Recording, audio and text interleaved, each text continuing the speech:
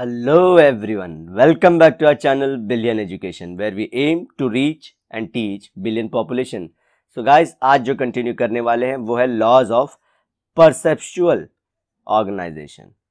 अच्छा, इसमें हम लोग क्या करने वाले जनरली देखेंगे, आप लोग को पहले ही एक बेसिक अप्रोच बता देता हूँ ताकि पढ़ने में डिफिकल्टी ना हो। कि बहुत सारी चीज़ें जो स्टिमुलस होते हैं, जो बहुत सारे हम लोग चीज़ें ऑब्जर्व करते हैं, उनको हमारा ब्रेन कैसे देखता है, ब्रेन में पहले वो क्या करता है, फर्स्ट ये चीज़ हम लोग ऑब्जर्व करेंगे। बस कुछ देखा मैंने, कुछ स्टिमुलस मिला मुझे, वो मेरे ब्रेन ने कैसे परसीव किया फर्स्ट टाइम में ही। ठीक है, जनरली ब्रेन कैसे परसीव करता है, इसमें हम ये नहीं बात करेंगे कि ब्रेन ऐसा ही करता है क्या, नहीं, ब्रेन पे थोड़ा प्रेशर लगे, अलग ऑब्जर्वेशन भी दिखाएगा। ठीक है, ध्यान रखिए। फिर से हम देखेंगे कि स्टिमुलस या कोई भी चीज़ देखने पे या कोई चीज़ हम लोग ऑब्जर्व करते हैं तो उससे हमारा ब्रेन जनरली कैसे इंटरप्रेट करता है। लेकिन वो जनरली अगर हम लोग थोड़ा टाइम और दें तो चेंज भी हो जाता है। ठीक है, जो हमने ऑब्जर्व किया था वो और चीज़ें भी हम लोग देखेंगे आगे, तो आप लोगों को सिर्फ यहाँ पे ध्यान रखना है। तो स्टार्ट करते हैं guys. Our brain has tendency to organise our sensation as a meaningful whole. तो हमारे ब्रेन का क्या होता है, कोई भी चीज़ देखता है तो उसको देखिए, मैं ड्रॉ कर रहा हूँ तो कोई ना कोई पैटर्न दिख दिया, तो चीज़ों को ऑर्गेनाइज कर, जबकि ये क्या है, 6 लाइन्स ही है सिर्फ, 2 3 4 5 6, तो इस तरह से, लेकिन ऑर्गेनाइज करके आपको हेक्सागन दिखा रहा होगा। तो ये मीनिंगफुल चीज़ बनाता है ब्रेन हमेशा। This was explain for the first time by German psychologist Max Wertheimer in 1923 in form of laws of perceptual organization, कि हमारा ब्रेन कैसे ऑर्गेनाइज करता है चीज़ों को। तो ये थियरी पहले बता दी, और ये क्या कि बहुत सारे लोगों पे ऑब्जर्व किया, और जनरल क्राइटेरिया कि कुछ लोग जब ऐसे रह रहे थे तो ऐसे जनरली बिहेव करता था उनका वो या उनका ब्रेन। ठीक है, some of the laws of perceptual organizations are as follows. तो इसे ही जेसॉल्ट के नाम से भी आप लोग जानते हो, अगर सर्च करो जेसॉल्ट थ्योरी भी इसी को बोलते हैं, जहाँ पे विजुअल परसेप्शन वो सब चीज़ों को ऑब्जर्व करते हैं। तो मैक्स वर्थहाइमर अगर ना भी आए जेसॉल्ट थ्योरी, तो यही थियरीज लिखनी है। तो पहला है law of proximity.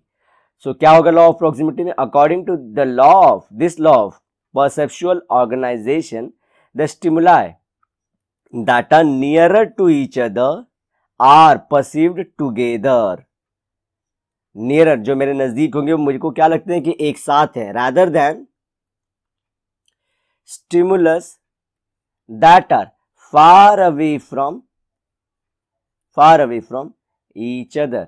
Look at the following example.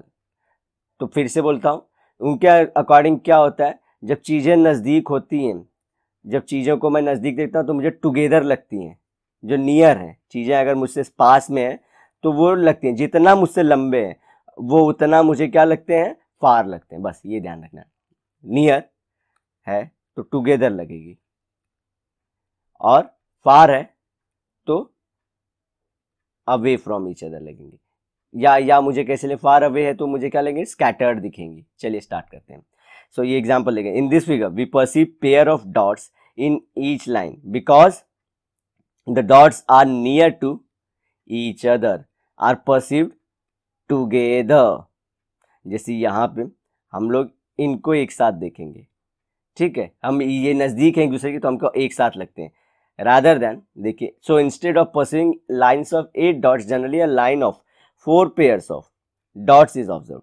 तो किसी किसी को ऐसा भी दिख सकता है, किसी किसी को ऐसा भी दिख सकता है, लेकिन जनरली ऐसा 8 लाइन पहली बार में, फर्स्ट ऑब्जर्वेशन में। ये बात तो ये फर्स्ट टाइम है, ठीक है ना गाइस, ज़्यादा अब ये नहीं आप लोग को मैं बताऊंगा तो आप लोग ऐसे भी परसीव कर लो कुछ, किसी चीज़ को और चीज़ भी दिखनी शुरू हो जाएगी कि देखिए ये सर्कल बना दो तो ये कुछ और चीज़ भी बनने लगी सबको कि हाँ ये तो कनेक्टेड है सब, ये देखिए, ऐसे आपका दिमाग परसीव कर रहा होगा। लेकिन ये बाद में छूटते ही जब हम लोग बोलें कि ऑब्जर्व करिए पहली बार, तो आपको क्या लगता है, तो आपको क्या दिखता है, 4 का ग्रुप दिखता है। तो इसी को बोलते हैं लॉ ऑफ प्रॉक्सिमिटी। ये आपके 4 क्यों परसीव किए ब्रेन ने, क्योंकि वो ब्रेन ने नज़दीक थे 4 डॉट ना, जबकि डॉट तो सारे हैं, देखिए 2 के बाद 2 के बाद 2 के बाद 2, ऐसे सब जगह 2 के बाद 2 के बाद 2 के 2 सब जगह, फिर यहाँ पे, लेकिन ये नज़दीक हैं तो एक साथ लगे, वहीं पे दूर रहे तो लगते हैं स्कैटर्ड हैं। यहीं पे देखिए लगता है कि बिछड़ा ये दोनों रो, ये रो अलग लग रहा है पूरा 2 का, और ये पूरा अलग लग रहा है, इसको बोलते हैं लॉ ऑफ प्रॉक्सिमिटी। यहाँ पे और देख लीजिए, ये देखिए, ये एग्जाम्पल में देखिए यहाँ पे हमारे पास क्या है, आप लोग देख पा रहे होंगे कि 1 2 3 4 है। इनको जैसे ही सेपरेट कर दें, ये पहले एक साथ लग रहे थे, अब देखिए अलग अलग, आपके ब्रेन ने अलग किया इसको, जबकि ऐसा कुछ था नहीं, सब 4 डॉट ही थे, सिर्फ दूरी बढ़ाने से हम लोग ग्रुप बना लेते हैं। इसको बोलते हैं नज़दीकियाँ। हम लोग को लगते हैं कि टुगेदर है, लोग साथ रह रहे हैं, वही हमारी लाइफ में भी, तो मतलब वो हमारे एक अगर घर में रह रहे हैं तो टुगेदर है, 2 अलग अलग घर में रह ले तो हमें क्या लगता है कि वो दूर दूर है, सिंपल। चलिए अब चलते हैं लॉ ऑफ सिमिलैरिटी की तरफ। अगेन फिर से वही बताऊंगा कि क्लियर रहना है, क्योंकि कंफ्यूज जाओगे आप लोग कि फर्स्ट टाइम कोई भी स्टिमुलाई देखता है, मतलब बहुत बार फर्स्ट सेकंड टाइम देखता है, तो मेरे ब्रेन को जनरली क्या लगता है, मैक्सिमम पीपल के अंदर, किसी किसी को हो सकता है कि 8 लाइन पहले दिखी हो, किसी को ये 4 लाइन पहले दिखी हो, लेकिन मैक्सिमम लोग को ये 4 बॉक्स दिखा होगा। ऐसा कहना था मेरा नहीं, मैक्स का, ठीक है। तो law of similarity, according to this law of perceptual organisation, the stimuli that are similar to each other are perceived together than the, आप लोग अभी नीचे की इमेज मत देखना, नहीं तो आप लोग समझ नहीं पाओगे, than the stimuli that are distinct from each other. Look at the diagram. तो फिर से जो हम लोग क्या करते हैं इसमें, अब इसमें भी टुगेदर ही परसीव करते हैं, लेकिन यहाँ पे सिमिलर दिखने वाला, ठीक है। अगर सिमिलर डिसिमिलर रहे तो क्या रहे, वो हमको लगता है कि वो टुगेदर नहीं, फार है, स्कैटर्ड है, स्कैटर्ड लगेंगे।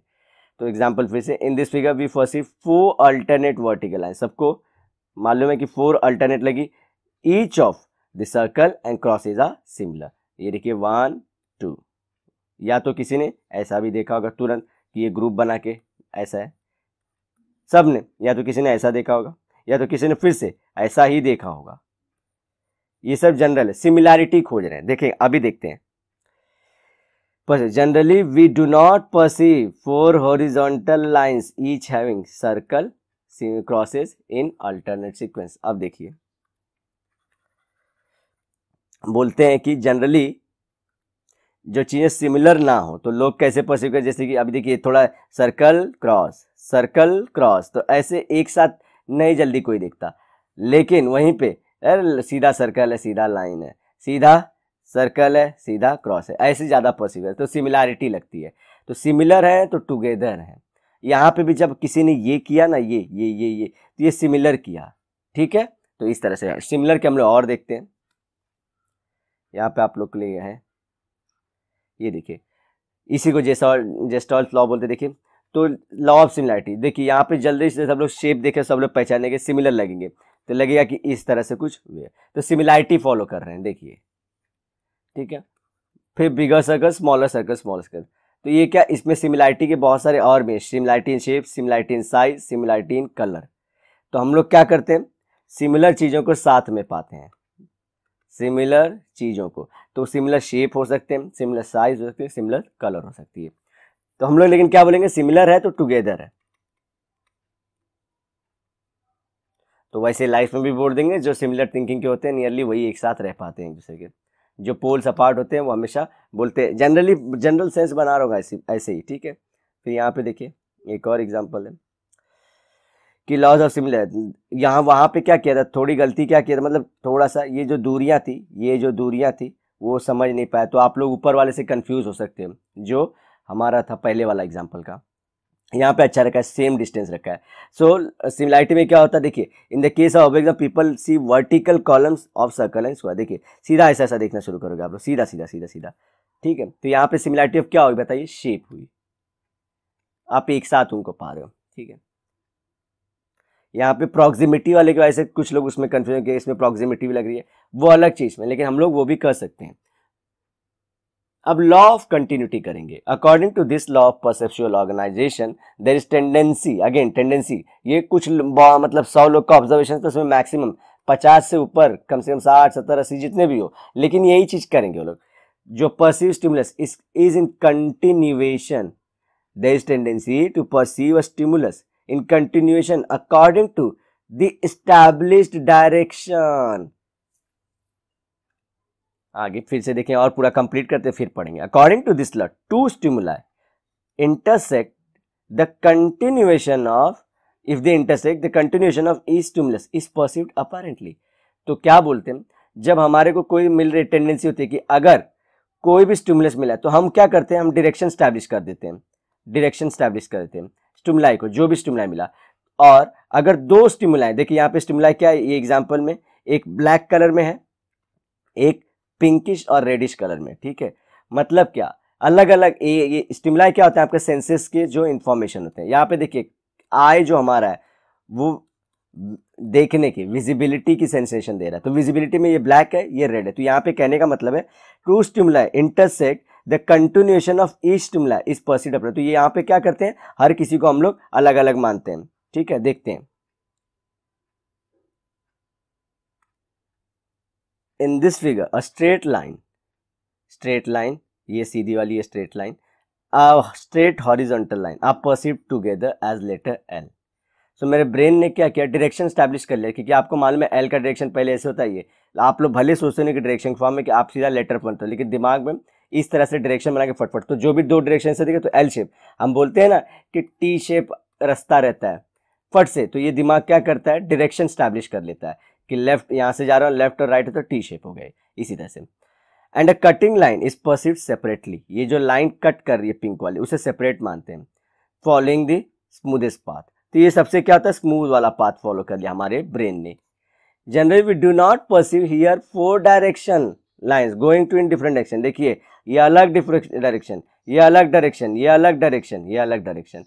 हमारे को ऐसा नहीं लगता कि ये चार अलग अलग लाइनों, सिर्फ कलर अलग दे दिया तो हम तुरंत क्या सोच लिए कि ये अलग अलग, अरे सिर्फ ये एक साथ है और ये एक साथ, दो हमने सोच लिए, जबकि ये चार अलग अलग डायरेक्शन है।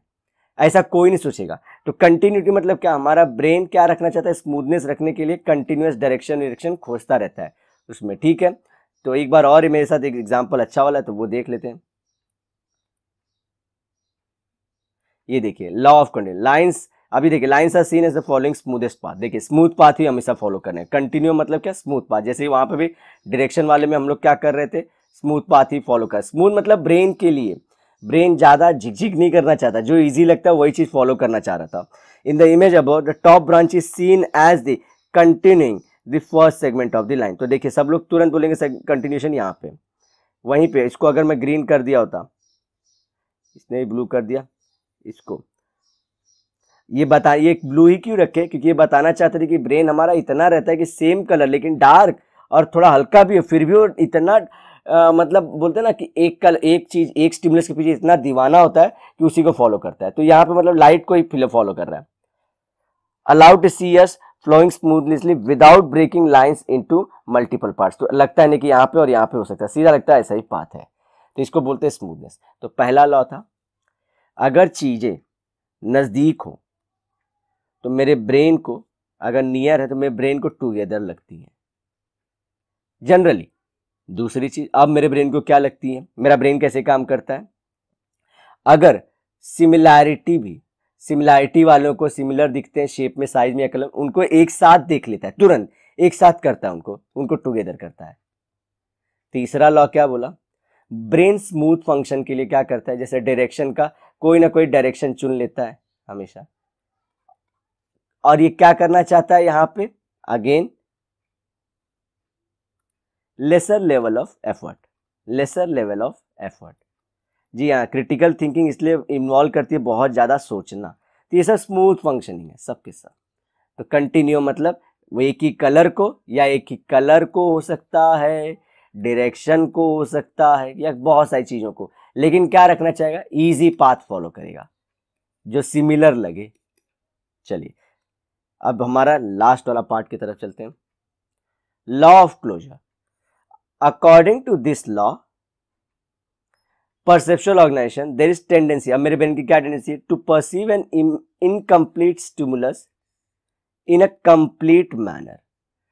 तो जब भी इनकम्प्लीट उसे complete, our brain fills up the gap in incomplete stimulus and we perceive it as a meaningful figure. ये देखिए यहाँ पे ये ट्रायंगल फटफट से स्क्वायर दिख गया सबको, जबकि ये कंटिन्यूम में है ही नहीं, लेकिन ब्रेन ने फिर से लेस एफर्ट करने के लिए कर दिया कि ये ट्रायंगल और ये क्या स्क्वायर, यहाँ पे 3 लाइनें नहीं देखी, यहाँ पे 4 लाइनें देखिए। गैस परसीव विद सब triangle and square, generally we do not perceive here 3 और 4 separate lines going in different direction, हम ये फॉलो ही नहीं कर रहे हैं। तो इस तरह से क्या कर रहा है, अलग अलग, ये इजी, फिर से मैं सिर्फ बता, इसलिए अप्रोच बहुत जरूरी है। आगे बच्चे क्या बोल रहे होंगे कि पहली चीज हमेशा ऐसा थोड़ी होता है, every time it does not happen. जी हाँ, कुछ बच्चे अलग सोचते हैं। दूसरी चीज, लेकिन जनरली मोस्टली 100 में से जैसा बताया सब लोग जनरली यही फॉलो करते हैं। ब्रेन ऐसा फंक्शन है, क्या आप अलग चीज नहीं सोच सकते? अगर आप टाइम लगाओगे उसमें तो आप तुरंत अलग देख लो कि हाँ, जैसे अगर और भी कुछ मैं दिखाना चाहूंगा तो आप देख लोगे उसको, ये भी पॉसिबल है। लेकिन फर्स्ट गो में एकदम इजी फट से देखने पे क्या लगता है वो बताया है लीज लॉ में। अगेन एक इमेज देख लेते हैं और ज्यादा क्लैरिटी ला लेते हैं।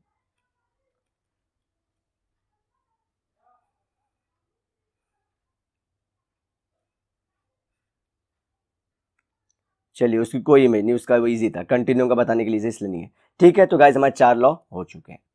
तो होपफुली आप लोग को चीजें इजीली समझे होंगी। इसी को क्या बोल सकते हैं, जेस्टॉट लॉ भी बोल सकते हैं, ठीक है। और या तो हमारा साइंटिस्ट के नाम, मैक्स के नाम पे सीधा आ सकता है क्वेश्चन। 4 लॉ हैं उनके। और एक लॉ भी है जहां पे हमारा जो ब्रेन है वो स्मूथ शेप बनाना चाहता है।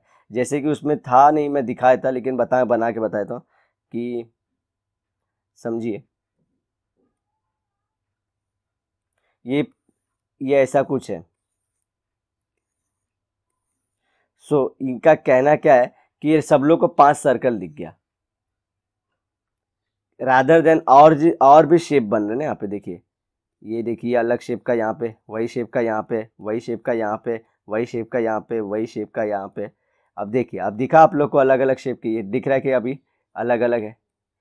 और बहुत सारे कॉम्प्लिकेटेड हैं। आप इसको सर्कल को काट दीजिए, ऊपर से ऐसे दिखेगा, फिर देखिए ऐसे ऐसे ऐसे ऐसे, ईटन एप्पल लग रहा है कि नहीं? जी हाँ। तो ये इसमें बहुत सारे कॉम्प्लेक्स शेप है, लेकिन मेरा दिमाग स्मूथ फंक्शनिंग के लिए क्या करता है, 5 सर्कल बना के हटा के हटा देता है, ठीक है। तो इसको बोलते हैं लॉ ऑफ गुड फिगर, या तो लॉ ऑफ प्रेग्नेंस। ठीक है गाइस, तो इसी के साथ मैं ये लेक्चर को खत्म करता हूं। मिलते हैं नेक्स्ट वीडियो में गाइस। अगर आपको वीडियो अच्छी लगे प्लीज लाइक जरूर दबाना, और तब तक के लिए bye, have a great and nice day ahead.